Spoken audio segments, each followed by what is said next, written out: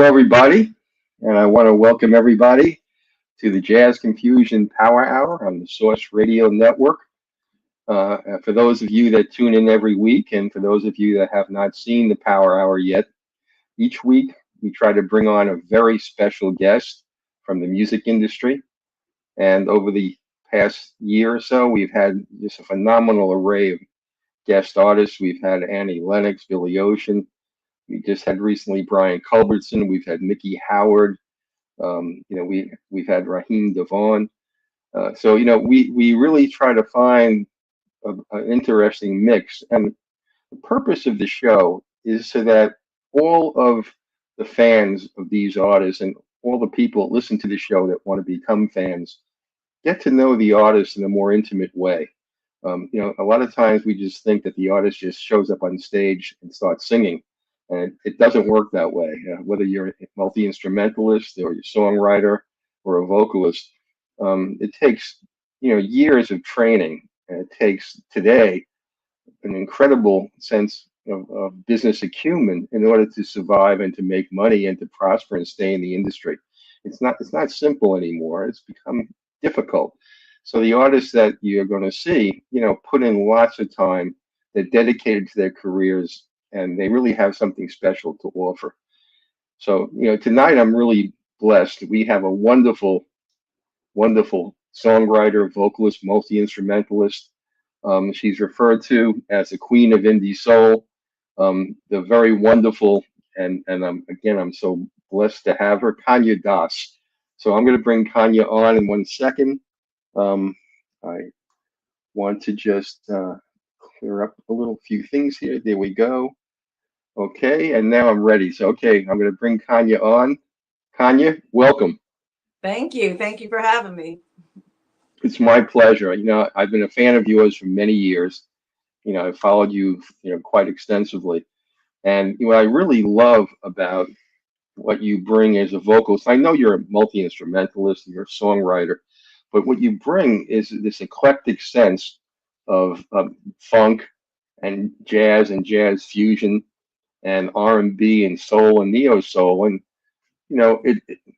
what's really nice, and I've been having several artists like you on recently, your fans never know what's going to be coming next. And that makes it interesting and makes them appreciative. It's not redundant. It's always something fresh and new. So I want to talk about that aspect of your music career, how you came to define the kind of music you do. So we'll talk about a whole bunch of things. Right off the bat, the first thing I like to talk about with any artist is what's top of mind. What would you like to tell all the people listening in tonight? What projects you're working on? What's going on with you, Conya? Wow. Well, besides the fact that I teach as well, I'm back in the studio, working on new music. I have about maybe 6 songs down, but I'm never satisfied, so I'm always going back and rerouting things. So I probably could have a ton of remixes. And just I have a show coming up, so I'm excited about that. Where's the show? Sorry to interrupt. I'm supporting Life Jennings, and it's February 26th in Detroit, Michigan, at the Grand Casino. Yeah.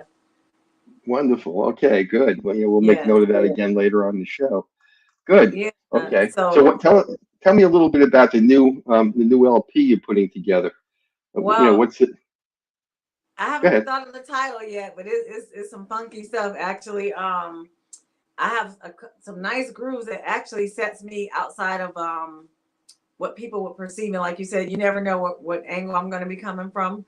So I'm really excited about the music that I'm working on. It's coming pretty nice and smooth. I'm working with Myron Davis again and Rodney Artez, Art of Artez. So the team again, and Mr. B. Golden. So I'm just really excited. You and I just talked briefly before the show. I'm having B. Golden on as my special guest next week. So it's perfect timing. It's really great timing. It is. So I'm pretty excited. I'm really excited. Good. Now, on the new music you're working on, basically, how do you approach it? Do you have songs already on the shelf that you bring together, or do you do some writing and composing during the process of creating the new LP? How do you go about just assembling the songs? It's a combination. Like it's this one song with Myron Davis. I've been trying to beg him to let me redo this song. He had actually wrote it for himself, but it's such a beautiful song. I'm like, I have to have that song. So he finds like, okay, you can use it. I'm like, good.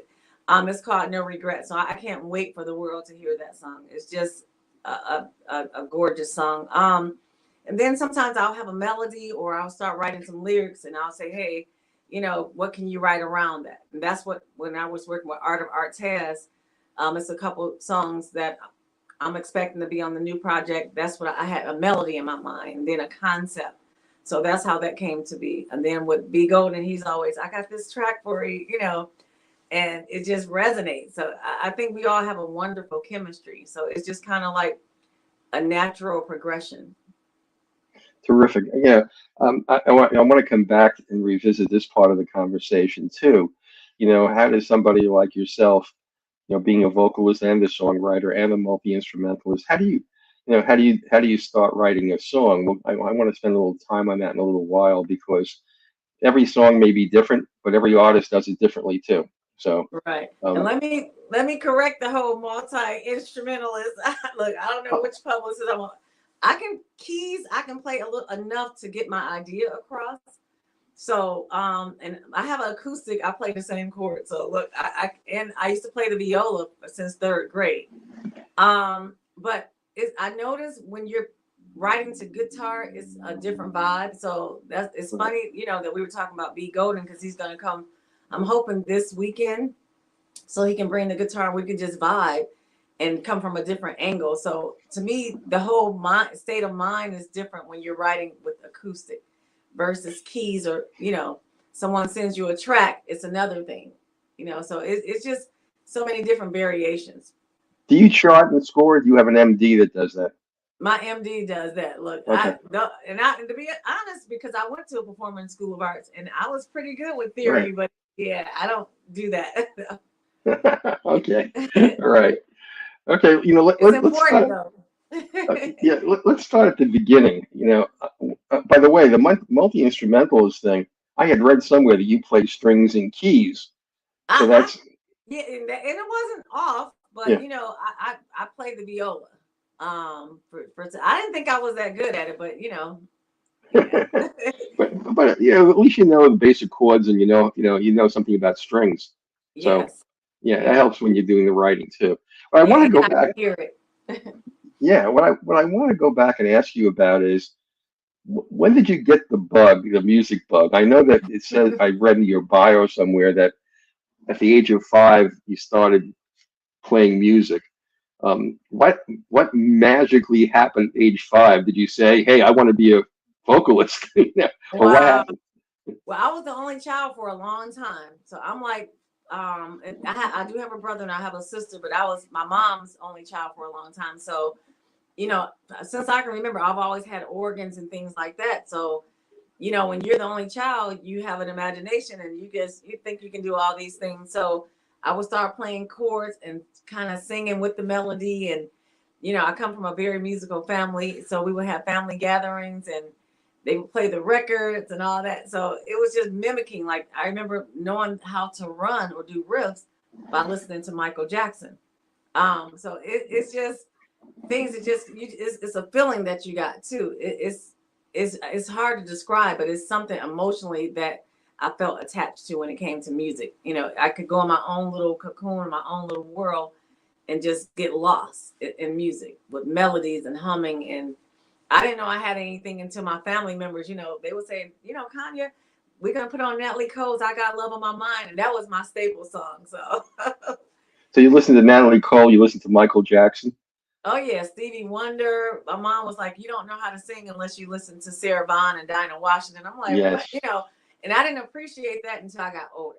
Yeah. Yeah.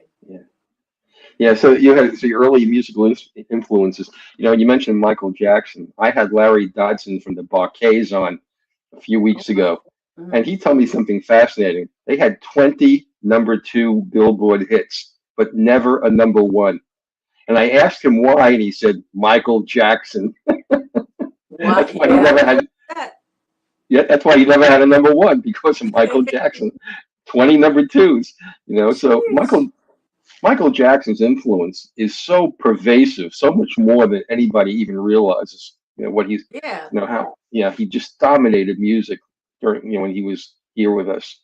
And So still, yeah, because my son, Michael had passed, but my son was always, I want to hear Beat It, and Michael is, I want to hear, the Thriller song. It's still timeless. I think it'll just constantly have that influence on people, Yeah, and you talk about being multi-talented. I mean, he created more dance steps than anybody I've ever seen in music. So I mean, he was a songwriter and a vocalist and a choreographer. I mean, there wasn't Amazing.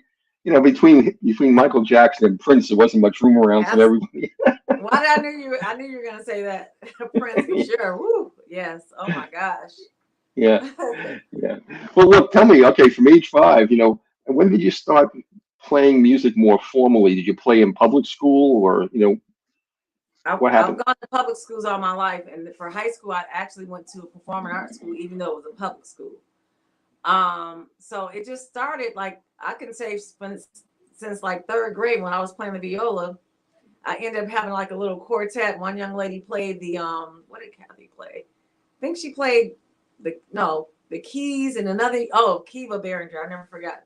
We were all like in 3rd, 4th grade. She played the bass guitar, and we were just so fascinated. And I even wrote a score of the music Fame, and we all played it, and the teacher really motivated us, and she's like, I want you guys to perform it, so that just made me think, oh, I really have something, because sometimes you just do things and you don't really know you have it until other people recognize it. So that's where it started, and then I started getting more comfortable with singing because I was always so nervous. And so I'll never forget my middle school teacher, besides my family, they knew I could sing, but my middle school teacher and then my classmates were like, oh, could you sing for us? And, they would hear me humming. So I'm like, oh, maybe I do have something. So it took a minute for me to get comfortable in my skin. Yeah. Again, maybe I missed it. How did you choose the viola? We ended up, I just wanted to do something. So when I think the music teacher, we had to do this thing right here, the little where you can do multi things with your hand. And I did it, and she was like, okay, I'm gonna put you on the viola. And that's how it started. That's It was funny. just like I was just like, okay, whatever. And then I really enjoyed it. Now my mother said it used to bug her, it used to get on her nerves. I'm like, well, I thought I was pretty good. So then they had a summer program, where since you've been in Ohio, Case Western Reserve students came and gave us additional training during the summer. Oh, okay. And then when I went to audition for Cleveland School of the Arts, I initially wanted to play. I never played the flute, but I said I wanted to play the flute, and I went for instrumental. But then I decided I wanted to audition for vocal, and that's what I got accepted as for vocal music. Wow. Oh, okay. A whole roller coaster. No. What's interesting, Conya, is you'd be amazed how many artists I've had on, who play either like the trombone. If you're a kid, that's not the first instrument that comes to mind. Right. And so many artists have become just so well known for certain instruments, chose that instrument vicariously. It was accidental. Like I mentioned the trombone, an artist I had on, he said he wanted it. First, he asked if he can play the drums. They said, we already have a drummer. And he said, well, can I play the sax? We already have a saxophone player. They said, well, what's left? The trombone. So it's something. And that was his career. And, it was by default, so, you just never know. No, you don't. A lot of times I think fans think that you had a certain proficiency or you just knew what you wanted to play, but it doesn't work that way. It's and a person, when I mentioned Brian Culberson, he plays 12 different instruments. And Prince on his first, Prince's first album, he played every instrument on that album. He had nobody in the studio but him. Amazing. So it is amazing. It's just amazing how people choose an instrument. I find it fascinating, and there's always a story behind it. like you in your case, to buy it is. the It is. viola. Yeah, Yeah. yeah. I even So went and you, bought it. I bought a viola, but I'm like, it's been sitting there collecting dust. well, you went to the Cleveland School of Art. I lived in Cleveland for a number of years, so I'm very familiar with all of this. um, Every place you've been. Um, but you went to the Cleveland School of the Arts, and what made you want to go there? Why did you choose that um, route? well, I would say the '80s was a tough time, and that's when the whole, at least for Cleveland, the whole drug scene. A lot of students that we had went to school with were either doing things they had no business doing. We had some that were killed, so I was just like, think, oh my God, what am I going to do? I have to stay focused. So what I did, sometimes, no matter what you go through, still kids have resilience. So I was like, I know I can't go to this school because I don't think I would do well. I think it'll be a lot of negative influences for me. So I applied to Cleveland School of the Arts, and I don't know if you remember aviation. Hmm. And I was like, I got to go somewhere. Sure. So, aviation, I don't even think I got a call back for them. But then I ended up getting a letter, to go audition for the School of Arts. And I went and auditioned, and I was just so excited, that I had got accepted. And That's that was my that's story. that's great. And while you were there, did you meet any other artists that now are still performing? Absolutely. Avant was there, but he was actually an underclass student. Frank McComb and I was we were in a band together. So actually the first real song that I wrote, I think we were like 13, 14. We still remember the song. So Frank McComb, I don't know if Lafayette Carthon, he was more so behind the scenes with Yeah. MDM for the Winans. And like, I think he Oh, played on Michael Jackson's You're Not Alone. oh, Um, okay. yeah, just a lot of people that are still doing their thing. So even though we did a lot of choral songs, I learned how to sharpen my craft in the world of quote unquote soul music or R&B with shedding with with the upperclassmen. We would just sing the modules and harmonize, and I just learned how to color my tone, doing a lot of things. So I learned some technical things from Performance School of Arts, but also I learned a lot from the peers. Well, one of the things that I fascinated me when I started looking into your bio, you were a Mhm. songwriter before you really embarked on a solo career, correct? Yes. Yep. Who are you writing for? I don't know, the late Latin vocalist Soraya. I don't know if you remember her. No, I don't. Um, it was a young man. It was overseas, but 3LW. I had did vocal arrangements for it. And then we wrote a song, and then I had wrote like a bridge on the song. I was just like, I just want to write. So I was able to do a lot of vocal mocks for Gerald Levert because initially, how I got even started on my first solo project, a friend was like, "Hey, Gerald's looking for background singer, so you need to go audition." So I called the music director. He had me come in. I'm like, I'm in grad school, and he's like, "I love your voice, but by you being in school, I don't think it's going to be a good fit for doing background, but I would love to work with you." And that's how that kind of spearheaded. Oh, okay. So I was going to ask you about how you got to meet Gerald Levert when you were so young, Yeah, I and met that. him even before that though. It was like we were just the Levert, the group, they were just so cool, and it was just like, wow, they're from from our town. So every Yeah, time we would run into them, they were just so down to earth. So it was just amazing that as I grew older, he knew who I was, and we would kind of run in the same circles at times. that's great. Again, a lot of these career making collaborations, people who are Mm-hmm. instrumental in giving you the confidence you need to go out there.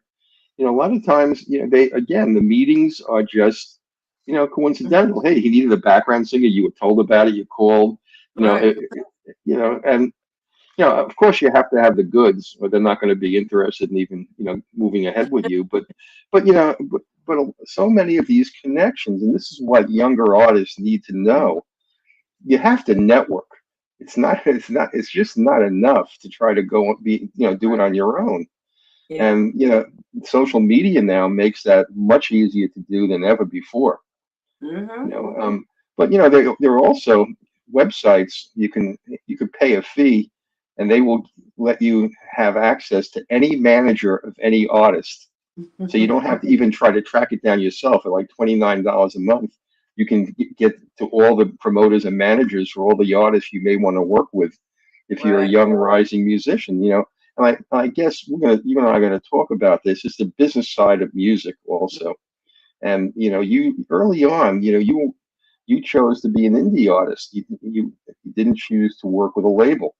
Mhm. And you know, I want to I want to get come back to that a little bit later. Also, these are all parts of your music career that I just find fascinating, Thank you know, you. to take a look at.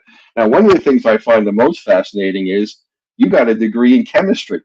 Yes. Yeah. Why, why don't you tell us about that? You know, how Wow, that. well, going to School of Arts, the irony of that, I had an amazing music teacher, Dr. Woods, but I also had an amazing chemistry and physics teacher, Dr. Sanjeeva Murthy, and she inspired me. I was like, I know I could do music, but I have to have something solid to fall back on.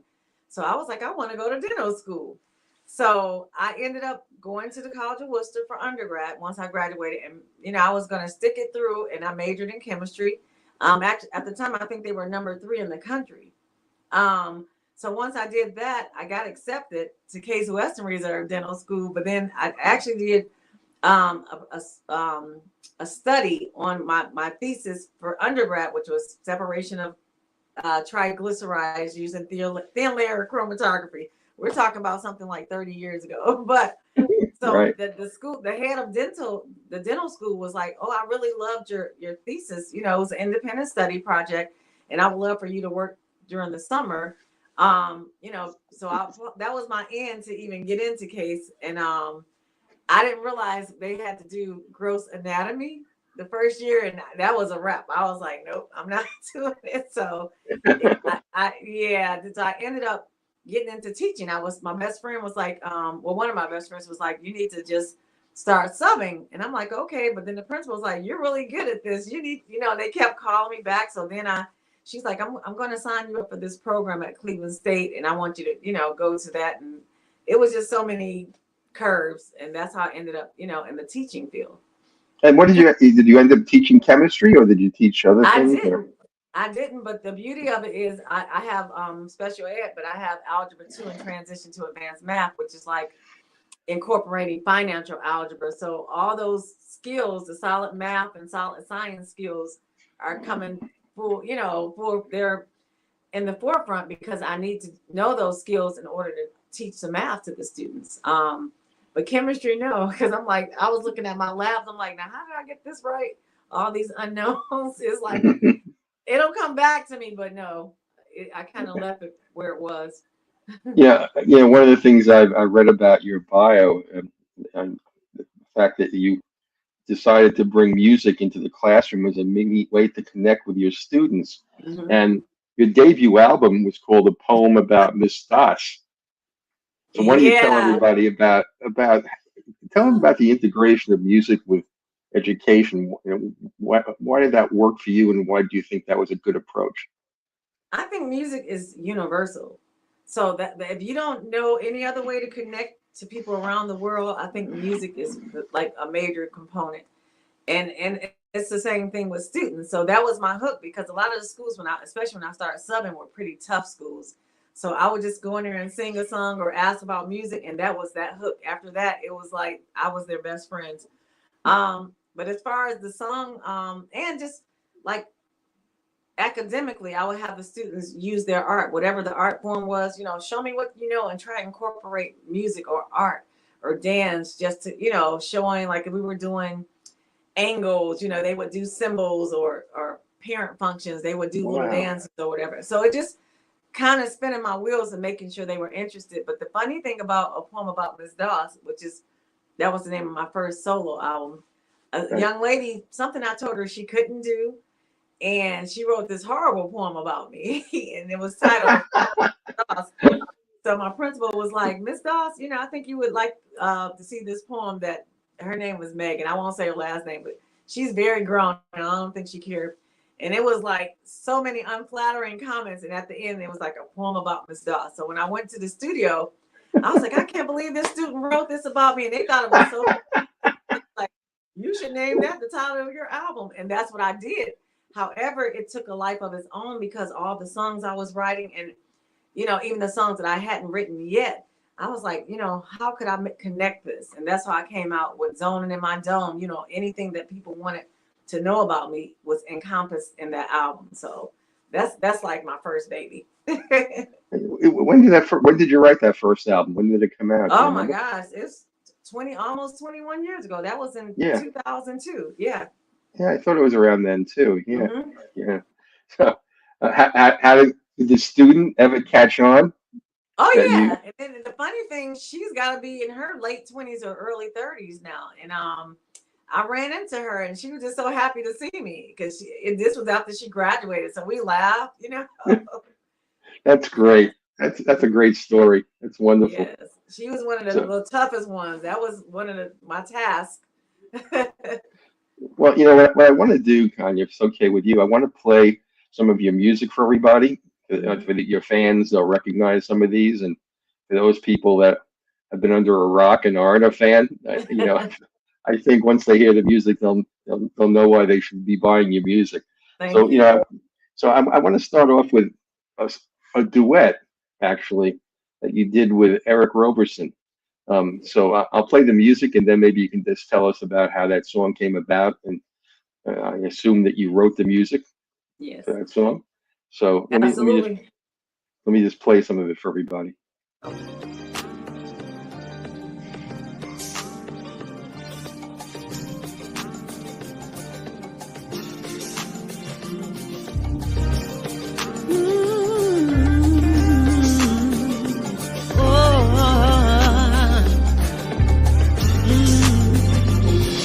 Words are not strong enough to convey what I found is everlasting. We have seen joy and pain, yet so much that we have gained.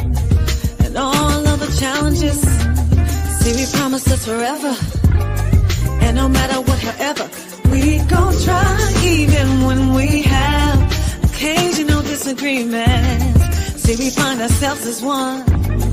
Every now and again, we are reminded that everything's a new day. Everything's a new day, chance to make it better. Oh, it ain't easy, and I'll tell no lies, but it's worth the fight. Oh, but it ain't easy. Ask me, and I'll tell no lies, but it's worth the fight. Seems like we always off and on. It ain't always wrong, but ain't always good. I just feel so misunderstood, yeah. Wish we could just get along consistently. What does it have to be? Oh, so damn heavy all the time. Just trying to ease my mind, but can I let it go? I'm half here and half gone for so long. Can't be formed by the lips that kiss yours for so long. It be so wrong, but it ain't easy. Ask me and I'll tell no lies, but it's worth the fight. Yeah. But it ain't easy. Ask me and I'll tell no lies, but it's worth the fight. Yeah. Through it all, ups and downs, we both know it's alright. But it ain't easy. Ask me and I'll tell no lies, but it's worth the fight. Tell no lie, worth the fight. It's worth the fight. Yeah. Oh, It ain't easy. yeah. I Tell no lie, tell your life. worth the fight. Yeah. It ain't. Okay. Wow, that's great. That's a great track. I really love that. So, okay, duets. Who was your first duet? Oh, my first duet. as far as like, let me see, the young man on A Poem About Miss Doss, the song is called Heaven, and his name is Zero.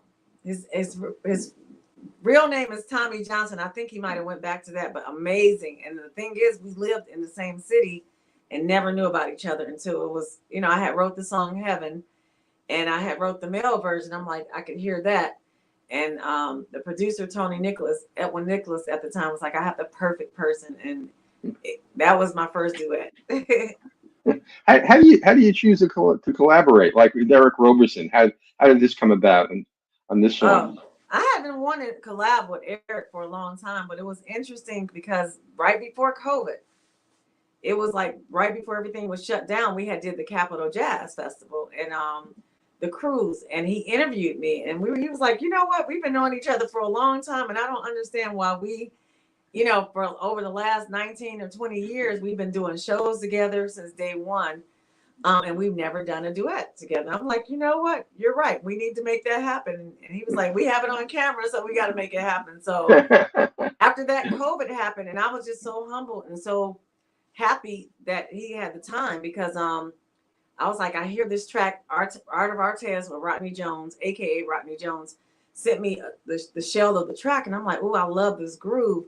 So I wrote to him, and I'm like, this will be a perfect duet. So I sent Eric what I had, and I said, let me know what you think about it. And he's like, I'm feeling it. I love it. So it was kind of interesting how we had to do it because it would have been perfect to be able to be in the studio, but because of the whole pandemic, it wasn't. So we had to get creative, so that's how that happened. But it's such an honor because he's so awesome. Yeah. The duet came off so well. I mean, you could tell there's a good synergy between both of you when you were doing it. So you wrote the song? Yes, I did. You wrote the music and the lyrics? The music is the lyrics is me, but then like any additional thing, Rodney Jones wrote the music, the track. Okay. And then sometimes I'm like, I hear this, add this, add some bass, but Rodney he's the go-to. He's so amazing. That's great. How do you typically, Conya, when you sit down to write a song, do you have a tune in your mind? Do you have lyrics that come to mind that you kind of write down and come back to later on? I mean, do you keep a book, of? You don't even want to see. I'm trying to look in the studio and see. You don't even want to see what I have. It's like I go back and like, what the heck did I write? So it's just, and then sometimes songs will come, just like that. And some I might have an idea after having a conversation or my own experiences, and then I might scrap it, and so it has so many different, it's a variety of ways that I write, but that particular song, it was just, the melody was already there, and I just started saying, it ain't easy, and then I was like, what am I talking about? And then I just wrote it. It's like an outer body experience, You see, what you just did was, it ain't easy. Do you put the lyrics in your head to a melody, or do you just have the melody and then you think of the lyric? It seems like in this case, sometimes it's both. It's like sometimes I'll just be like, I don't even know what I'll be saying if the music is going on, and I was like, and then I'm like, that sound. It's just like it's in my mind. It's the lyrics. It's like that's saying it ain't easy, and then after that, what is not easy, and then you just have this concept. It's the process is really interesting. It depends. Yeah. This is another thing I have found too, and you can correct me if I'm wrong. For most songwriters, the process is mysterious. You don't know what's going to come out the back end. It's not like you say, "Oh, I have this song in my head." It just proceeds, willy-nilly. There's no particular way to explain it, and it's never over till it's over. It isn't. Yeah, it's weird. It's like then sometimes I'll go back and like, what was I thinking? Or wow, why did I say that lyric? I feel like it's an outer body, like somebody else is taking over, and you're just like a vessel. Yeah. How do you know when the song is finished? For me, songs are never finished, but I've learned over the years to say, okay, you don't want the song to lose its natural essence, so embrace it, and because sometimes I've noticed every time I try to go back and do something, if I let somebody listen to it, it's like, I like the original better. Something's missing. So that's when okay, just leave well enough alone, because some projects would never be finished if you try to get everything perfect. And sometimes it just needs that rawness, you know. Yeah. You hit it right on the head. Again, I've heard this from other songwriters too, and other musicians, that sometimes the song just arrives at the end full blown. That there's no point in trying to smooth it out, because you don't want to lose that natural feeling. And then other times you just know something's missing. You may not know what it is, but you just know something's missing. That's when you have to go, and take a break and then go back to it and be like, okay, what is it missing? Yeah, sometimes sometimes it might be a string, it might be a horn, it might be, another, maybe you need another verse. Maybe there's a verse or two missing that you need to add on. I remember talking a while ago with Paul Simon about Bridge Over Troubled Waters. Whoa. And one of the things he said was that when they were in the studio, Garfunkel said to him, "This song isn't finished. You need to write 2 more verses." And Paul said, "No, this is going to be a short song. I like it just the way it is." And they spent a day on it. And again, Art said, "You need to have 2 more verses. It's something else." And he added 2 more verses, the last 2 verses of the song. And powerful. Yeah, and so it's a mysterious process. It's and that's what makes, I think, when you're a performer and you're going to perform something you wrote, it is different than performing a cover. Not that there's anything wrong with performing covers, but you have a feeling, an affinity for the song that you wrote, because it comes from your heart. It's now of course there are great artists that do great covers. I'm not in any way putting that down, but when you're a performer and you're doing your own music on stage, it has to have a different sense of what you're giving to your. It does. You hit it right on. And then some songs you just don't bother. Like some things you just don't try to remake. Yeah, that's right. Okay, let's talk about another song that I want to play for everybody. It's called Wishful Thinking. It's with B. Golden. I mentioned I'm going to have on as my next guest. So let me play some of that and for everybody, and then maybe you can tell us a little bit about that song, okay, and how you created it. I love the variety of music that you have. Thank you.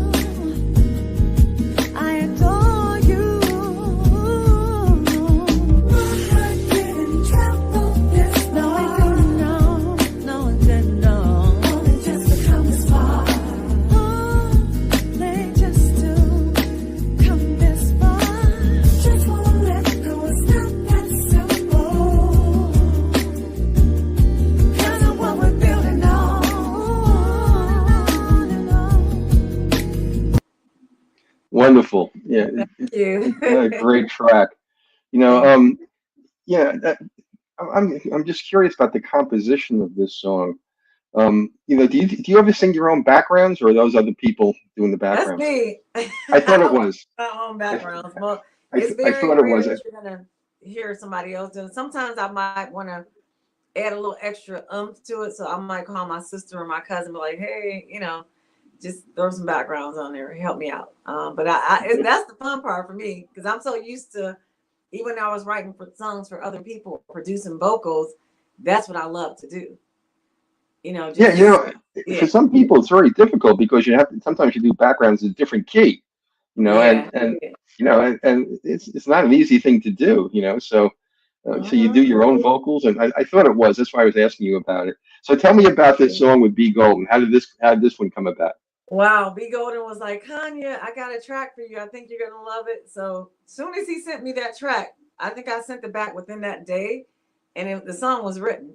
You know, I was like, I hope you like it. And he was like, I love it. It was, and that's what I mean. Some songs just the flow is natural, and it was just that Yeah, was so easy to write. It was just I started off with the verse, you know, and then started singing a hook. The last part I was playing around. I'm like, what can I do to trip up my background vocals when we're performing live? So I just came with this little crazy vamp at the end that I thought was fun, you know.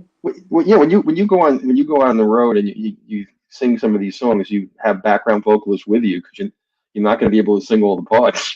I know they get mad at me too because sometimes I call them Hank vocals, ghost vocals. So I'll just be putting little crazy stuff in there trying to figure out if somebody could catch what I did. And when I normally I go out with two singers now, my sister and another young lady that's like my sister, and B Golden. Sometimes when he's out, he'll add to the vocals, but it's always a battle as to they're trying to figure out which background vocal to perform. So Right. you know, and so we have to keep it simple. So I've learned over the years to kind of keep those things in mind, you know, when stacking my vocals. Have you worked with B Golden for a while? I mean, you guys go back a while, Um, or is it? a couple years, I want to say almost 3 years now, but I've always heard so many amazing things with him. I mean, about him. So, you know, we actually performed once, and I'm like, that's the guy that I want to be on stage with me. And then when I started hearing his music, I just instantaneously became a fan because I can't tell you one song of his that I don't like, that it doesn't Yeah, resonate with my soul yeah, yeah. He's a terrific musician. I mean, his and person. compositions. Yeah, Yeah, he's yeah, talk about instrumentalist, yeah. multi. Now he can play Yes. every instrument, you name it, he can play it. Yeah, I find that incredible. You know, such great Yeah, talent to be able to do that. yeah. That's great. Good. You know, I want to. You know, we've been talking about your new. This is your ninth album, is that right? Through My rose-colored ninth soul. glasses. My Your ninth your soul. ninth LP. And yeah, I know you have a favorite song that I love also on that, and I want to play for everybody called Long Haul. You know, Yes. you know that you released that as a single, didn't you? I did, and Yeah. it came after Wishful Thinking. No, Not Trading You was the first single from that particular project through Rose Colored Glasses. Followed by Wishful Thinking, then Long Haul. That was the last single that from that project so far. Yeah. And that was in 2022 or 21. Oh my gosh, I want to say on the cusp of 2021, 2022. Don't That's give what I me the thought. because I Yeah, know I was writing in the interim of us being on lockdown. That was the challenge, you know. yeah, Yeah. yeah. That was quite a challenge for a lot of people. You know, I mentioned to you Brian Culbertson, and Mesa was on my show Oh, also, I and love Lisa. yeah, I love Mesa. You know, she's such a Yeah. wonderful person, and she has Yeah, Mesa. She does Mesa's Kitchen on Fridays, I love and her. yeah, and then she sings and she cooks dishes, and she started it during the pandemic. And Brian Culbertson started what he called the Hang, and he did that on Friday nights. He started on Mondays and Wednesdays and moved it to Fridays. And Wow. yeah, and he ended up doing something which he never would have done if it wasn't for the pandemic. On the Mhm. Hang, by subscription, people could collaborate on the song with him. So on And Friday, yeah. So he would play a couple of, you know, just a couple of rhymes on the piano or on his keyboards, and then he started to compose, and people would tell him what they hear and what they think, and he listed all of the people who were fans that were on the Hang on the record. as collaborators. Wow. You know? And he had never done that before. He actually created a song, and this is because of the pandemic. And Yeah. for so many, for so many people, that the pandemic brought out other sides of their music.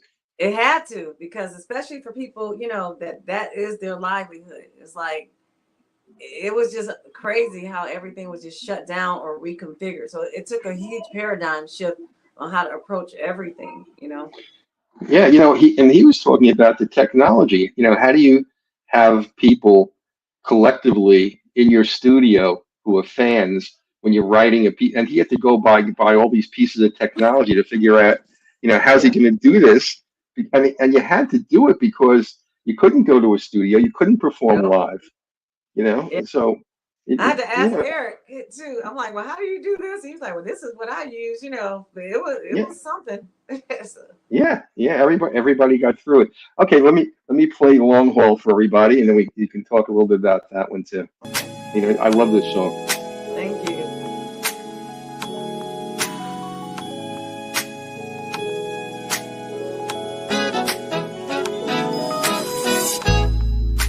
Good love like this, built like this, sure don't come easy. Well, once in a lifetime, more valuable and precious than all ever known. Even diamonds or silver or gold. I can go on and on and on how good you are to me. It took a little while to get this down, but we're here finally. Words alone can explain the way I feel for you. It's all that matters to me. We're forever strong. No, you won't. Like this will turn around. Nothing can keep us from this.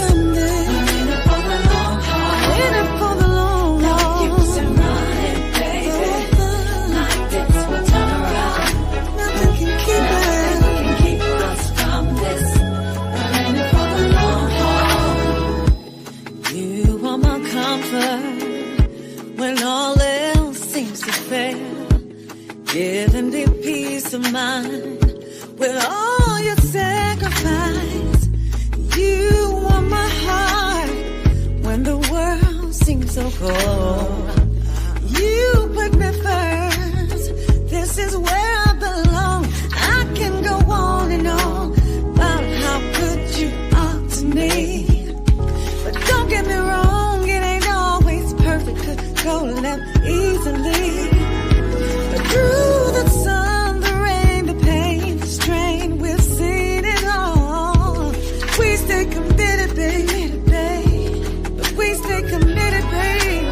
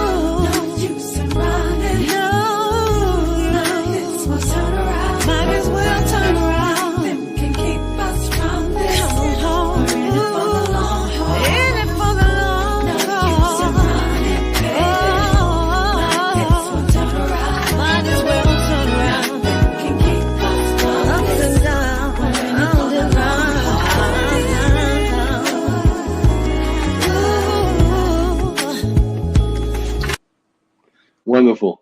Thank you. It's a great track. Yeah, congratulations.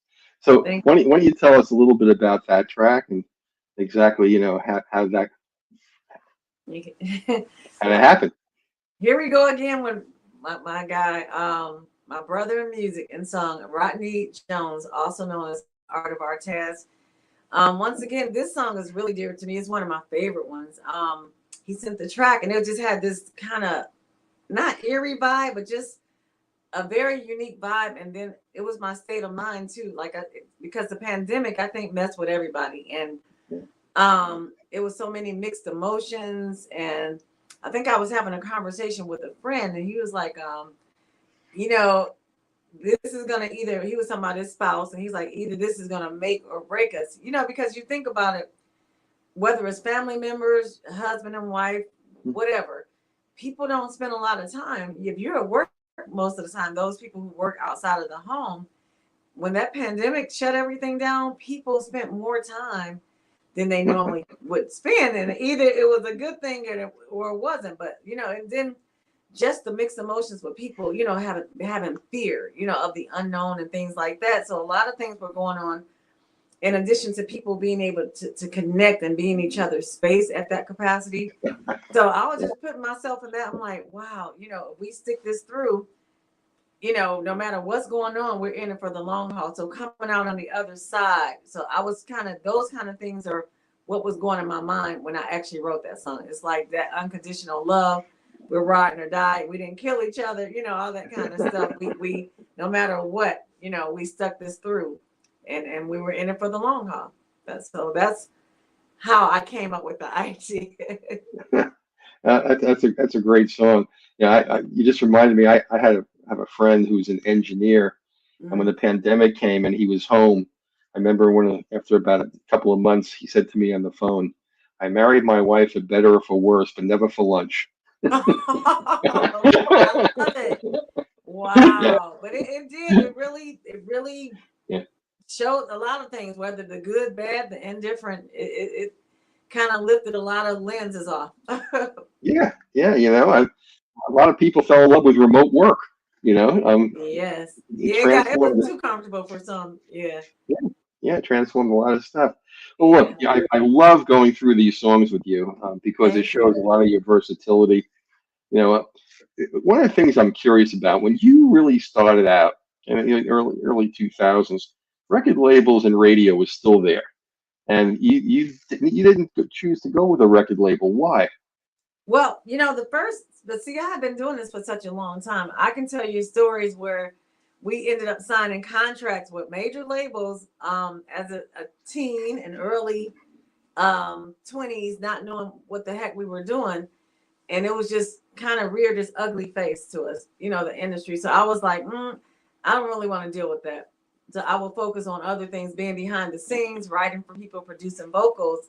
And I kind of got tricked into the poem about Miss Doss because a lot of those songs, I was like, ooh, I want to get these songs placed on other artists. But the producer, I guess he had a different plan in mind.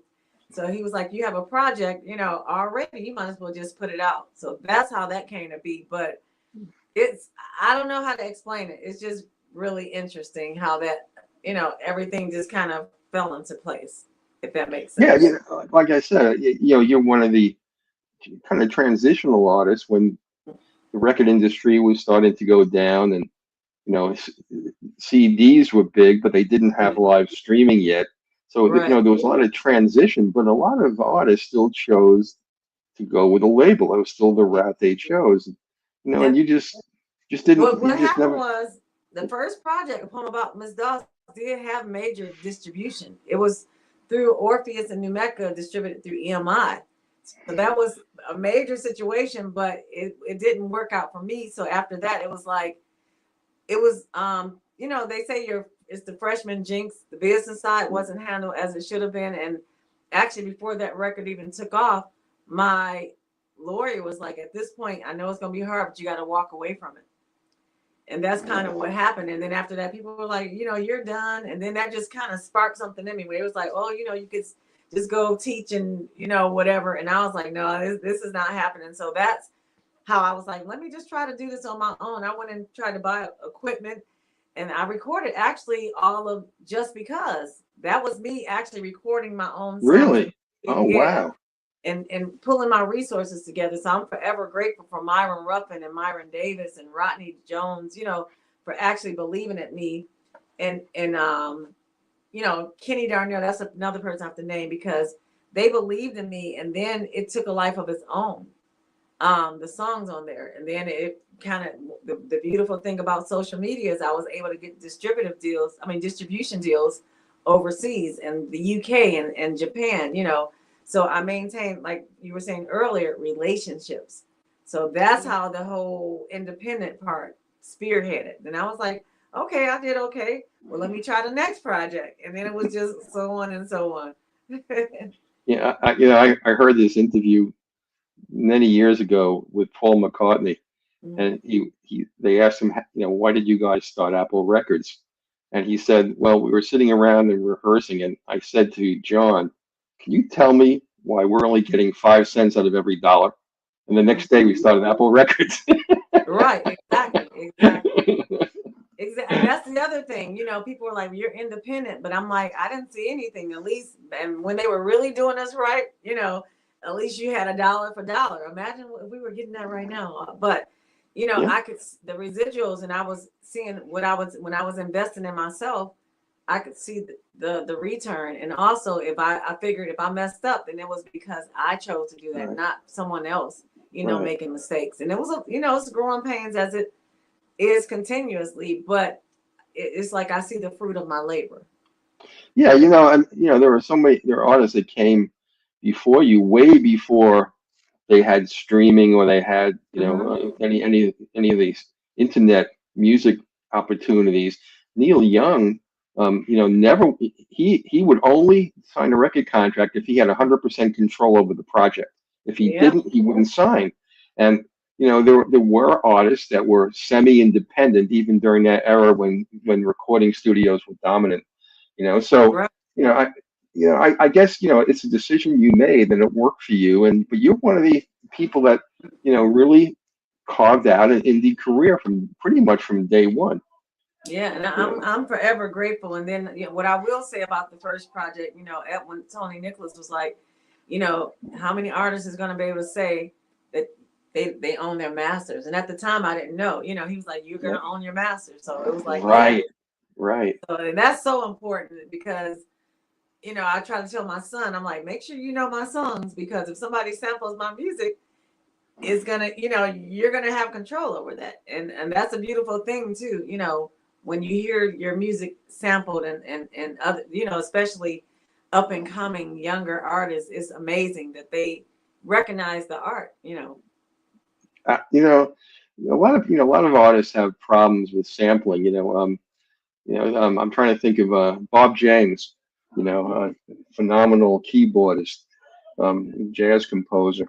You know, early on, he started to sue a lot of the hip hop artists who were sampling his music by literally taking his music. And you know, and he created quite a bit of animosity because he didn't want people, you know, stealing his stuff. But he eventually made peace with the hip hop artists, and you know, to this day, he's one of the most sampled artists in hip hop of anybody. You know, so you know, John Batiste samples, you know, Bruno Mars, but what they do with that is so innovative. You know, it's so creative. Yeah, you know, so you know, sampling keeps the music alive. That's what's so great about it, and you know, it lets new generations hear those vibes that they wouldn't have access to normally if it wasn't for you know, sampling. So and definitely, I'm always open to not one person rest his soul as Michael Henderson. Without, you know, I did his song, and he gave me kudos and his blessing, Starship, with him and Norman Connors. But he was just always, you know, giving me mentorship with lending his ear, you know, and telling me the ins and out about sampling, you know. So I was like, that kind of made me embrace it. It's like, okay, we're gonna have to have a conversation about what you're doing. But I'm always happy that people are, you know, listening to my music and you know, so flattered that they want to sample, you know, some portions of it. So definitely. I consider it flattering. Did you work with Norman Connors? No. Actually, Michael Henderson and that's who I was keeping in contact with. Yeah, I know Norman, and Starship was such a revolutionary song, and Right. his music has been sampled like enormously. Mm-hmm. And so many of those artists from the '60s and '70s, have such a legacy today because their music is still alive through artists Oh who yeah. sample. Yeah. Right. And that's how we keep it alive, so is you got to kind of look at it from both angles. Yeah. Yeah. Yeah. Yeah, you do. Well, tell me something. I'm just curious now. You've seen the changes in the record industry and in the recording industry. We've gone from vinyl to CDs to streaming, and we've gone from record labels to indie artists like yourself. How do you see the changes that have taken place over your career?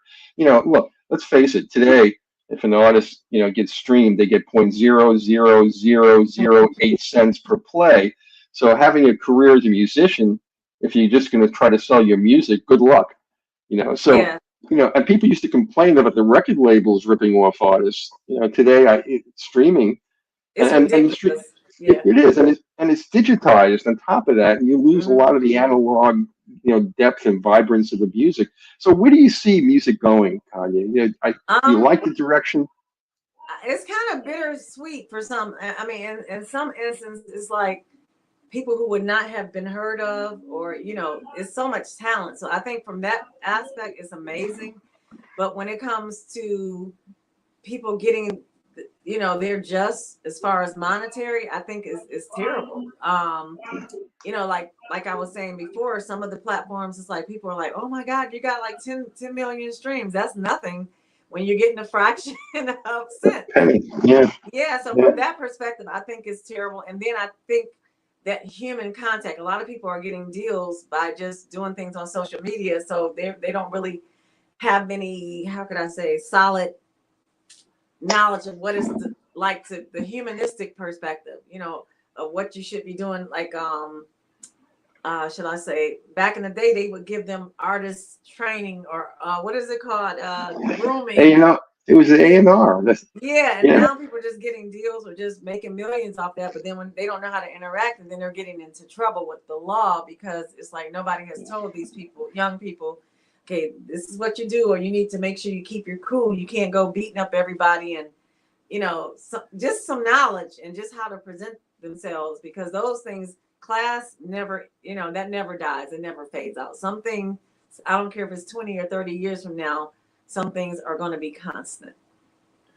Yes, yeah, and you're 100% right. And one of the hardest parts is, if you happen to hit and a record label does pick you up, it's one time and they'll drop you right after that.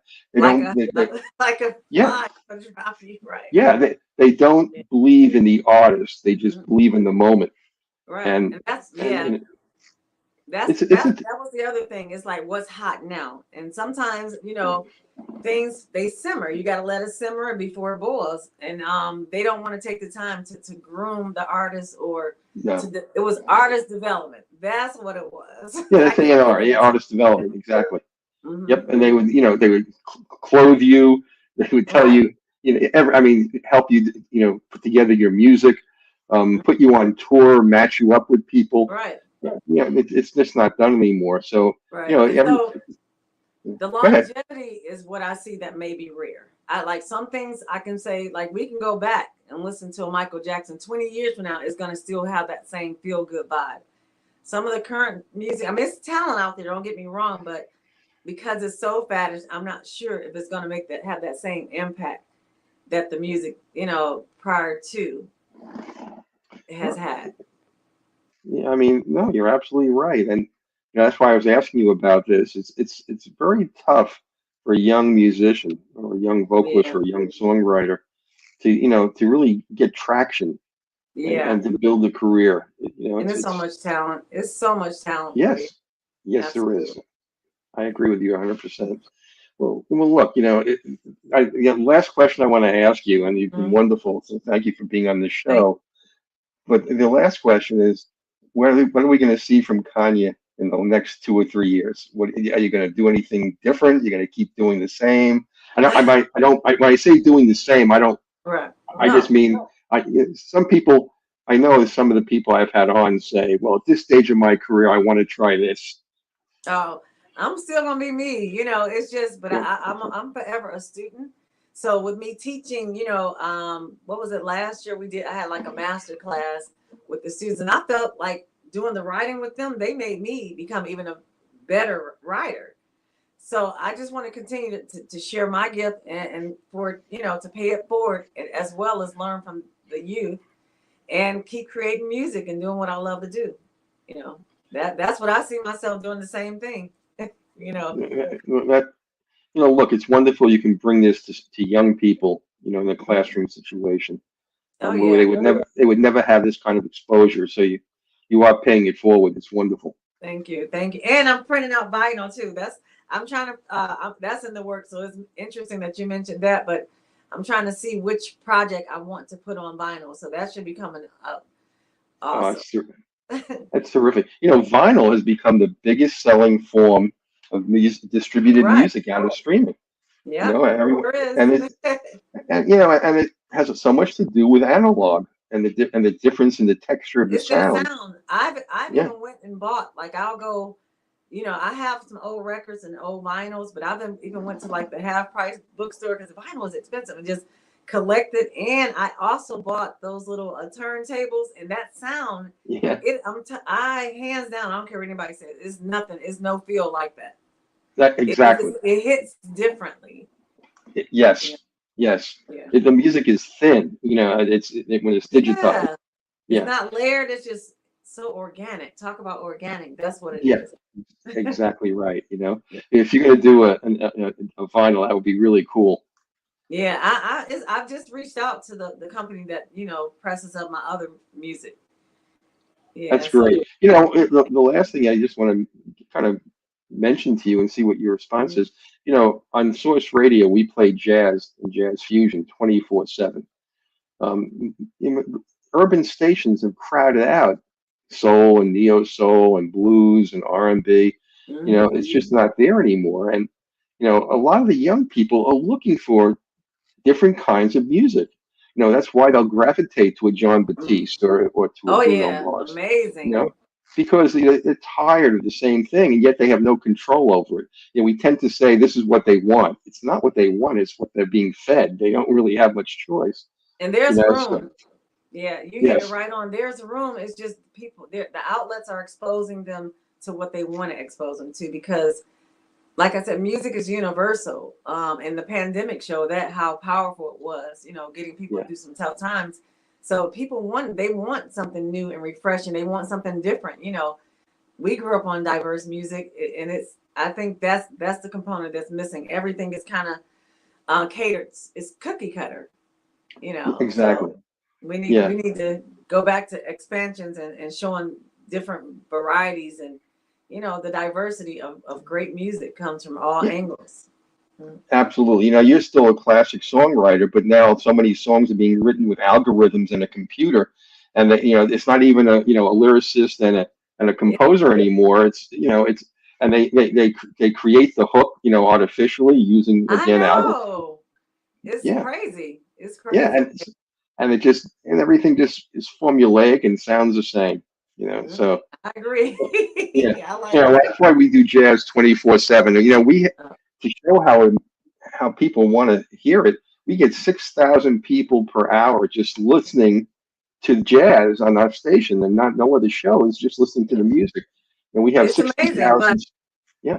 It's not lost. It's not a lost art, because I'm going to tell you, because I tell you that I teach. It's a young man in my class, my Algebra 2 class, and he's in 10th grade. He just studies, Coltrane.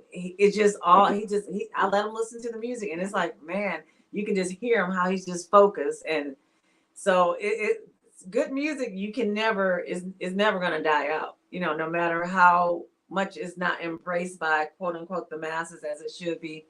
It's I can see it, and we have to make sure we, like, such as me, I play music in my room, so I'm letting them hear Ella or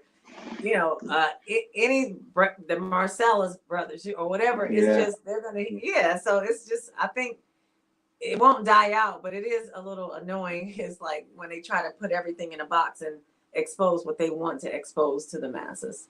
Yeah. And so much of it is, it's the car driving a horse, it's the technology driving the creative process where people become an appendage of the technology. And that's not what music's about. Music is a creative process that comes from the heart. And people they want tangibility now. I think a lot of the young people, they're very smart, so they're not buying it. So I think we're kind of going back. Wonderful. Well, Conya, I want to thank you so much for spending the time with us tonight. Thank you. I'm sure all your fans will be happy to be able to come back and and watch this, and and you'll pick up a lot of new fans too. And thank you. I'd like to have you back on when you finish your next project. Absolutely. I'm so excited. So I'm excited for B Golden too. So, like I said, and I will be finishing up. He's going to be doing the mixing of a couple of the songs that we did. So I'm excited to be able to share everything with everyone. He's going to be on the 23rd on the Thursday night at 7 o'clock. So if you want to tune into Source, you can actually ask him a few questions. All the viewers can go to YouTube and they can ask questions and talk to the artist. So, well, look, again, thank you so much. Have a wonderful weekend, and we'll see you again. Thank you so much for having me. Have a good evening. A pleasure. Bye. So long.